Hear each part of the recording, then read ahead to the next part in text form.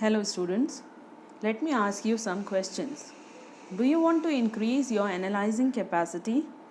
Do you want to structure and recall the information? But obvious, your answer must be yes. So let's understand what is mind mapping. Let us start with the chapter number 2, mind mapping of writing skills. Now let's see how to create mind mapping in 5 steps. Step number 1, create central idea. Step number 2, add branches to it. Step number 3, add keywords. Step number 4, color code your branches. And step number 5, include visual signifier. Let us see what are visual signifiers. Such type of signs are known as visual signifiers, which can be used in your mind maps. Now let's see what is mind mapping. Mind map means design or a graphical representation to describe the same idea, facts or situations. Then this type of presentation can be called mind mapping. According to an English author, Tony Buzan, the mind map can be applied to every aspect of life where improved learning and clearer thinking will enhance human performance. In simple words, we can say that mind mapping is a design or graphical representation in order to generate ideas and better analyze them in order to make it easier to structure and recall the information.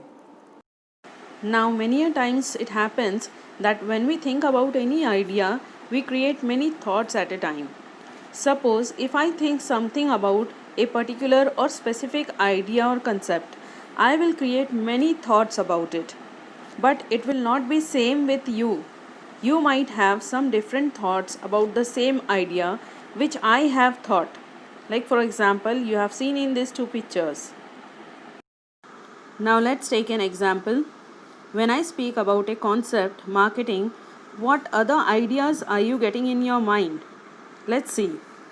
Goals, strategy, team, ideas, innovation, marketing, performance, business, competition, plan, etc. Let's take another example. When we speak about social media, I may be thinking about Facebook, Twitter, Instagram. But what do you think about? You may be thinking about computer, mobile, printer, connectivity, or maybe something else. Or it may happen that my thoughts or your thoughts may be similar or may be different. Now have a look towards different frames and designs which can be used for mind mapping. In order to explain the ideas in your graphical presentation, you can make use of the circles, clouds, balloons, branches, as well as you can use color codes and visual signifiers, that is signs. You can have a look in this picture how the 7 ways to improve your grammar is explained in a graphical representation. Now we will see the process of mind mapping. The first process is to explore new ideas. Second, brainstorm. Third, take notes. Fourth, write essays. Fifth, memorize information. Sixth, create presentations. Seventh, study for an assessment. Eighth, execute group projects.